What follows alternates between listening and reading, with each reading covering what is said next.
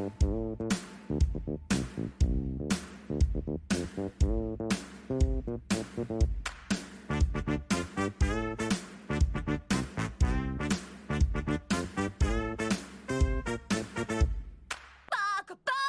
everyone, welcome to the Weeb initiative. I'm your host, the Weeb. This is the show where every other week I'll be talking about anime, manga, and everything in between. This week I'll be talking about one of those weird gems that I find from the early 2000s, Noir, or Noiru in Japanese. So, before I even start, spoiler alert, as always, the basic disclaimer, though this time I would say I try not to spoil everything, because it is hard to explain right at this point, but this anime is kind of a trip and a fever dream in a good way, but a trip and a fever dream at the same time. So I would say, yeah, I will not spoil everything. This may also become kind of a short kind of review, but yeah, that's basically it. So let's just start with the stats. So Noir was originally aired from April 2001 to September 2001. It was made by the studio B-Train in partnership with JVC Kenwood Victor Entertainment, who from my understanding helped with and produced the music on this show. And from the credits of the show, I saw also IG Production. So as I always say, most of the things I watch are done by IG Production in one way or another. And once again, they appear in an anime I didn't even know they had a hand in. So that's about it. The anime was directed by Koichi Mashimo and produced by Shigeru Kitayama. Basically, that's the stats for the most part. The anime is in the really early 2000s. It's an anime about adventure, a bit of drama, and one of the things that they allude to in the Wikipedia article and some other articles I've read about it is Noir is basically kind of a inspired take in the Girls with Guns subgenre more or less of media. So one of the calling cards I think of this anime to me was to Girls with Guns. That's the calling card, the thing that I went like, yeah, I might watch this, and that's basically it. Yeah. So about the story and why did I watch Noir? And here is the difficult part of this review, right? Noir is such a trip. It's such art project more than an anime itself. What I want to say about this is that animation is beautiful for the time. Music is astounding to the point that the music is so not overbearing, but it is so fleshed out that you will notice the music. Every song, every piece of music that plays in the anime was purposely produced for this anime. And that's awesome. First of all, I love anime that have production value in other parts other than the plot and the animation, but music and the background of things, I really like it.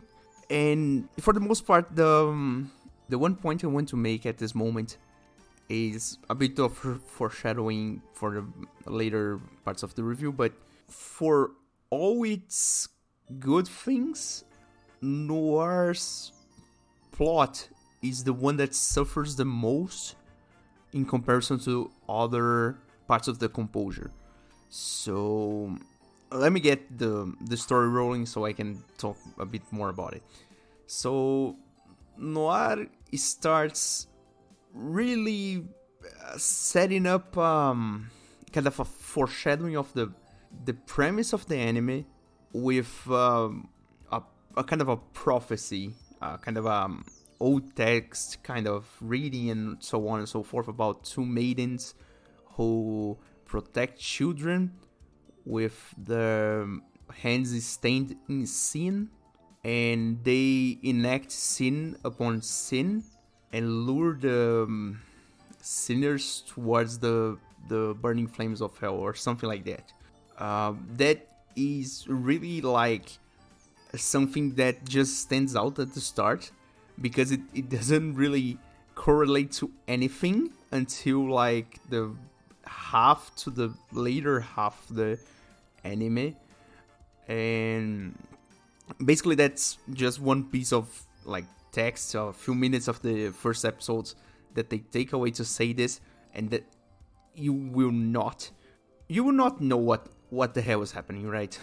So for reals now, the story starts with we meeting our main protagonist, Mireille Bouquet, who is at this point a French hitman who is contacted by a Japanese girl named Kirika. For the sake of this review, the surname of Kirika is not really important. I'll explain that in a bit. So, and the request is that them both, Kirika and Mireille, go into a pilgrimage to the past. And basically Mireille is at France and she travels to Japan to confront Kirika head on, because as a hitman it's never really explained, and this is a trend we will see here. When I say the plot is kind of doesn't really stick the landing in this anime, the plot is really badly explained. They kind of have some subliminal, let's say, between the lines kind of implications, but some of the things that just don't really make sense or don't get explained at all. So Mireille travels to Japan to confront Kirika head on about this pilgrimage to the past kind of deal. And when Mireille finds Kirika, they start being chased by armed men. And just a heads up, right? At this point, Mireille is armed, and it is her signature gun for the whole anime. It's a Walther PP99, which is a fairly, at this point, 2022 is not really modern anymore, but at the time was a kind of a modern looking compact pistol. But and this is a thing, right? The director in interviews commented about the stylistic choices they chose for the guns and the kind of the trinkets they use and so on and so forth. Mireille, in this case, she represents the more modern side of the like human evolution. It's hard to explain without spoiling anyone, but the thing is, right, Mireille represents, for the most part of the anime, she represents the modern evolution of technology and the passage of time in human society. That becomes a bit more clear towards the end, but I will not talk about the end because there's a whole lot of things that happen that I don't want to spoil. Go watch the anime; it's pretty good in an artistic way, but I'll get to that. I'm getting really confused already because I don't know where to take this review. This anime is so dense as a piece of media. I had to download the whole soundtrack just to take the feel of the whole thing, and it has 4 CDs. It is massive, and there are, as they call it in the Wikipedia article, spiritual successors to Noir in Magilax and Caçador de las Brujas, done by the same studio and by the same director. It is dense kind of piece of media. It is awesome as a point of reference to what the hell was happening in the early 2000s. But then again, the plot's not one of them, but I'll get to that. So, getting back to the story. So, Mirelle finds Kirika, and they start getting chased by armed men and straight out to kill them. And Kirika, at this point, is a Japanese schoolgirl, basic stuff for anime, really stereotypical and whatever. But the two things that happen at the very start we meet Kirika is that Kirika has this one clock that not stopwatch, this pocket watch made of silver and with engravings on the lead, and she's really good at killing people. She seems at the very start as if she was a kind of a hitman of some kind of something. And from that point on, they shake off their pursuers and go to Kirika's home. Kirika then explains kind of the whole ordeal, and this is the start of the anime. So basically, Kirika notices that she's really good at killing people, and that doesn't emotionally affect her. She has the awareness that she's not emotionally affected by the fact that she kills people. Although it saddens her, she does not cry. But the most important thing about this whole ordeal, the whole pilgrimage to the past and so on and so forth, is that Kirika has lost her memories. And for the most part, although she knows her name is Kirika and she's at her home and so on and so forth, she knows for a fact that everything there is a lie. And she doesn't actually remember the truth. And so the whole pilgrimage to the past and Kaladil is to find out what the hell, who is she, and what is happening around her. Because from her point of view, there are armed pursuers trying to kill her, and she, till this point, has dealt with anyone that came after her, but she's still confused because she doesn't know what the hell is happening.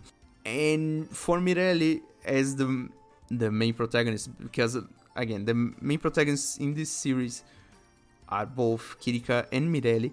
Also, just little tidbit, Kirika is presented with also a signature pistol.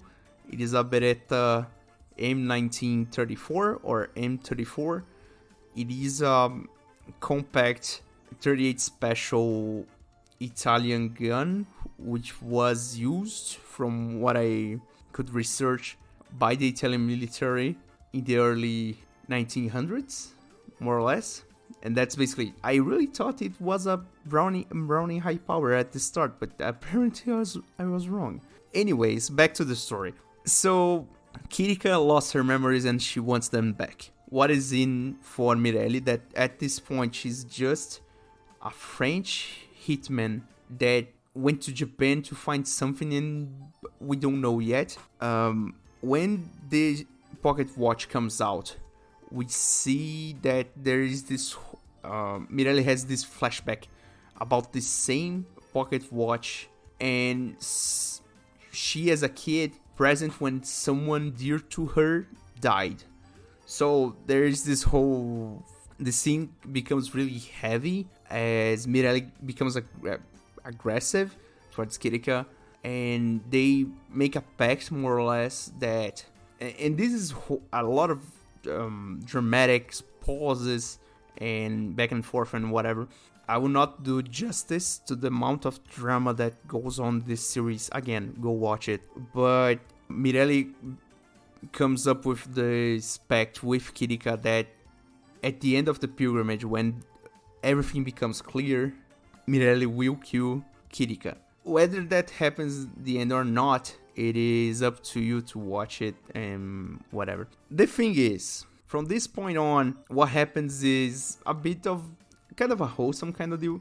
So Mirelle takes Kirika in basically as her partner in being a hitman, and they start doing assorted work. So for a big chunk of the anime, actually, for like the first, I don't know, from the third to the 90th episode, more or less, I think they do assorted assassinations and attacks on people. The first bit is centered around some more political kind of strikes against terrorist cells and corrupt politicians and whatever, or mafias, and it never really returns to Japan. At this point, just to get you the setting, at this point we stay in France for a whole lot of time and don't actually return to Japan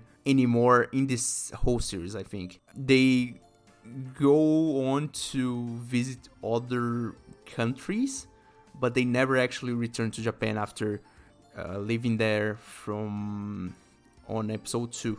Just emphasize that because it is kind of I always find it interesting when kind of anime manga come out of Japan and go somewhere else. Like it is fun to see the depiction of the different countries and whatever. Reminds me a lot of Gunslinger Girl, actually, but that's I already did that review. Anyways, so for the first few episodes, they just do assorted kind of assassinations and whatever, until one point that they go to do an assassination, and from some point the hunted become the hunter, and basically they have to fight their way out against other assassins trying to go after them. And that's the first hint that the guys who are pursuing Kirika actually found her with Mirelli, and now they are targeting Mirelli also. And from this point on, the anime basically starts to pick up some pace. So just going a bit further, right? It's not so much of a mystery at this point, because after they start actually being attacked by people, the ball starts to kind of roll, although the pacing is really, really slow. And most of the encounters are focused on the drama and the gunfights. The gunfights in this anime are really good. The choreography is really good for the most part. There are some gunfights that don't actually have too much so much spice, I would say, so much creativity and whatever, but there are some that are really, really nice to watch. I like to compare it to something akin to Die Hard, because Die Hard is actually a pretty good film. That is not a debate I'm having, that's just a fact. Anyways, so after some time, some episodes, we get this first hint. I don't actually remember which episode it is and what situation it actually happens, but then after some time, Mirelli finds out that the people who are chasing Kirika and her are called Soldats, or Sodas in Japanese, and basically it turns out they are kind of a Illuminati kind of deal, underground society and whatever, that blankets the whole world and have sleeper agents across the globe and whatever.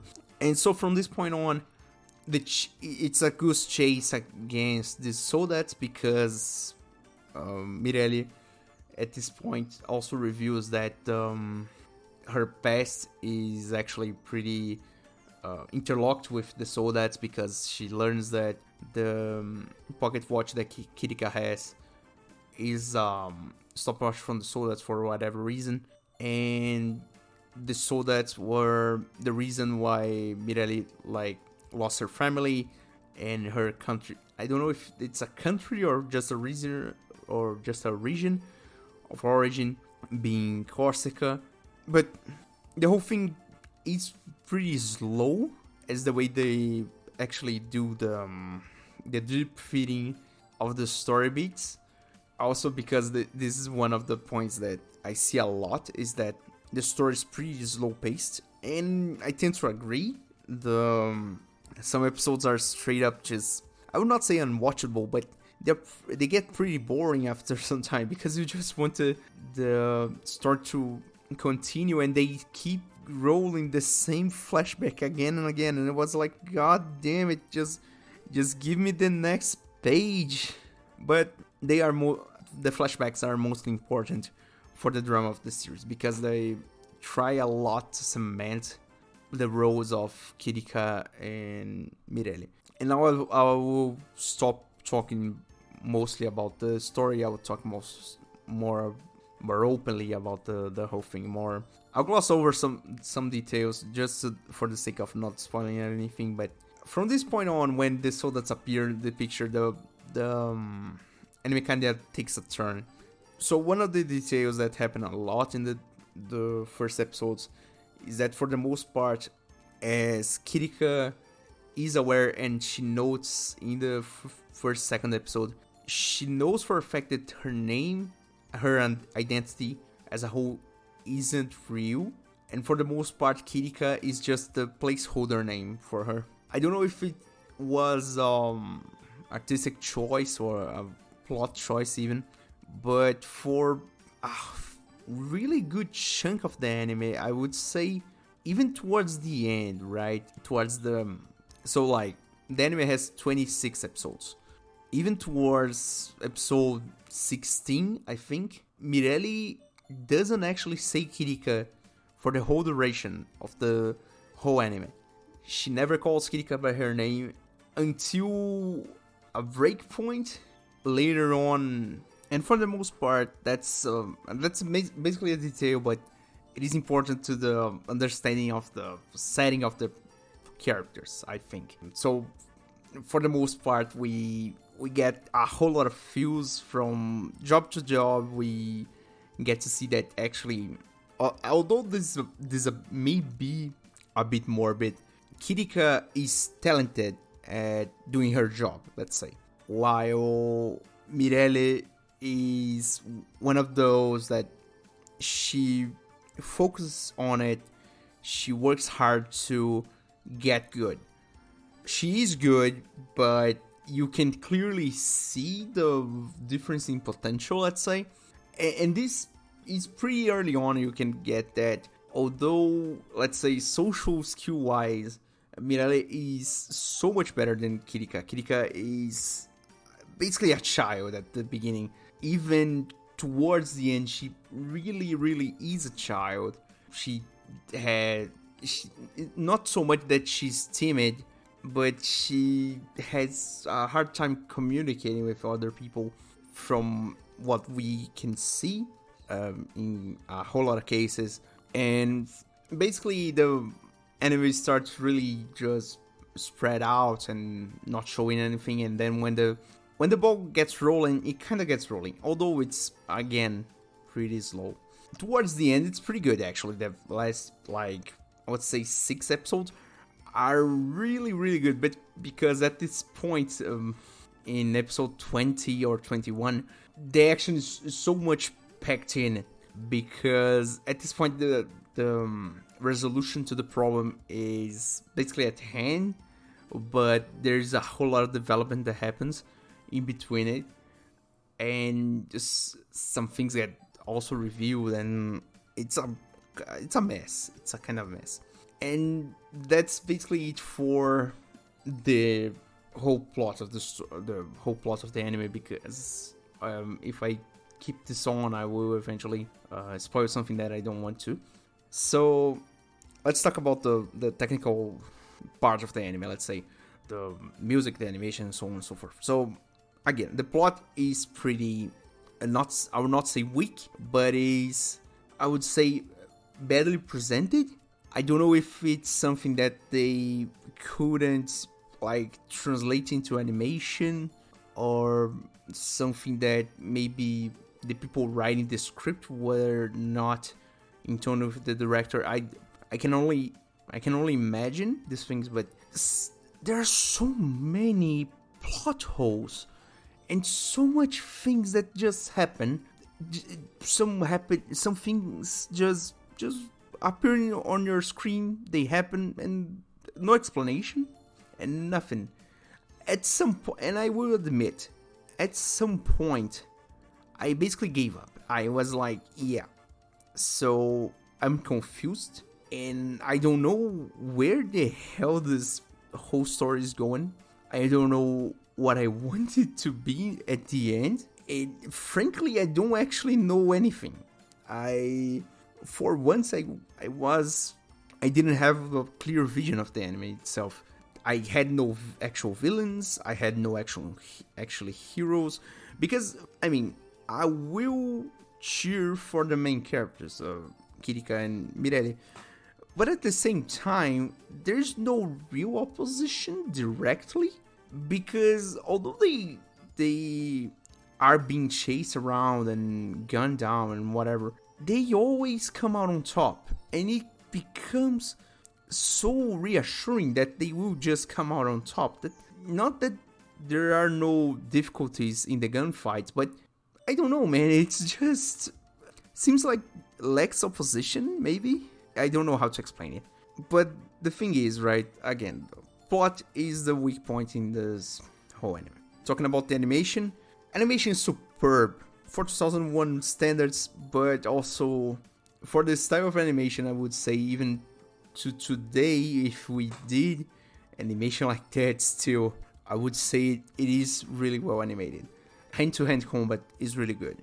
Close quarters combat in general, armed or unarmed, hand-to-hand, but also at some points they use swords, at some point they use knives and whatever, blah, blah, blah. It is pretty good, pretty well made. For the time, it is, I would say, a really good thing. It is really well made, really well presented. The photography, I mean, the way they present some scenes may be a bit confusing in some cases, but for the most part, the animation is really, really good. Just a bit about the pacing that I remember now. The thing is, in 26 episodes, episode 13, that would be the middle of it, of the whole anime, there is no end of season kind of rush like so many other animes that have the 2 seasons, namely the one example I can think of from the top of my head is Guilty Crown at episode 11. It has a big break in the whole story.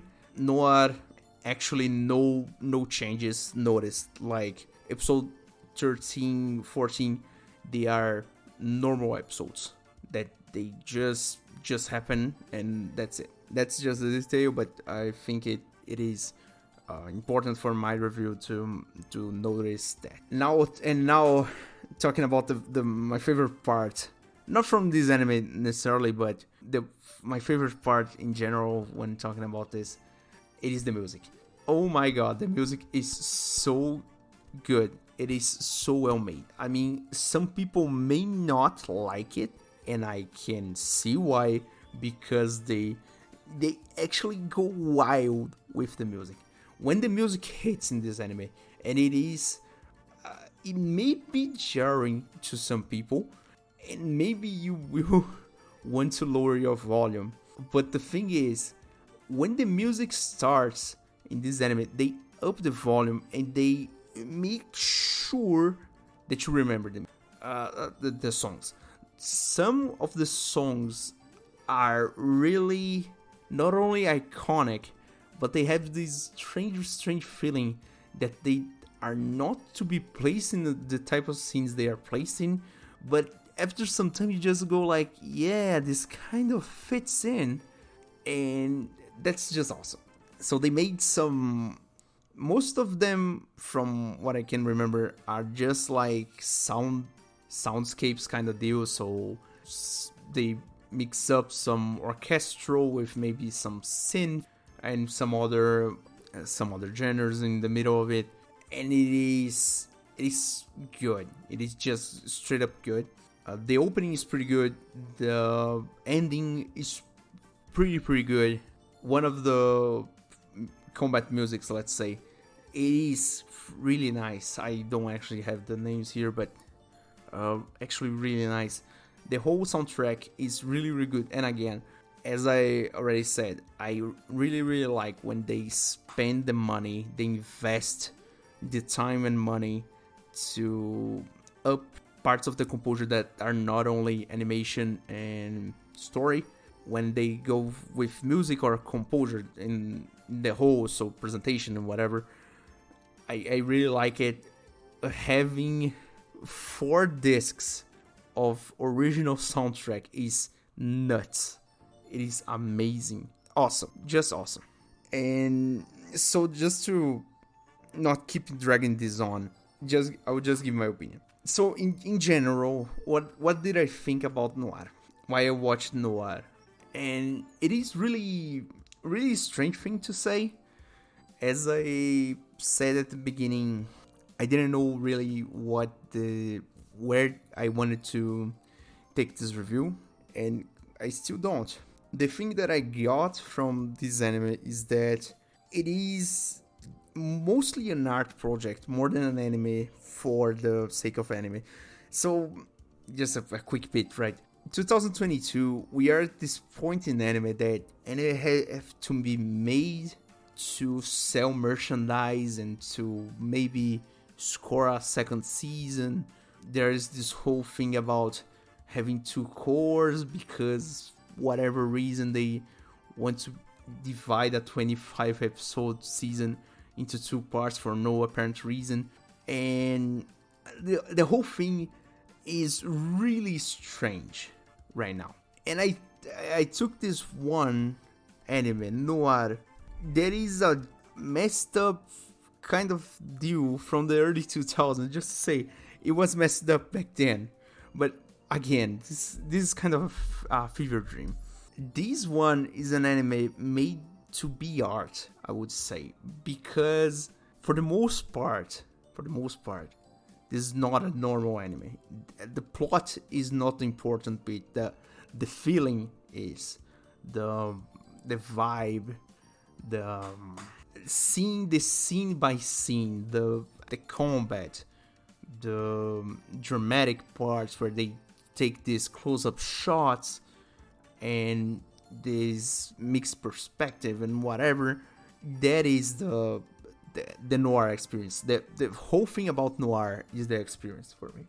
And to me, that really ups the ante. The anime is pretty good, although I'm certain that a lot of people will not watch it because it is just so strange, and at some point the plot may become really twisted or really just you may get lost really and just drop it, but that's the part of the fun, I think. Just a heads up, I watched this on Funimation. I found it on Funimation. The quality was pretty good. It was 16:9, which I thought was really different. I really thought I would end up with a 4:3, but apparently they did a kind of remaster kind of deal, and it is pretty good. Outside from that, that's it. So thank you for listening, and if you like my reviews, if you like this channel, if you like the work I do, please like, share, follow, subscribe, depending on the platform you are. I hope you stick around, and see you next time. Bye.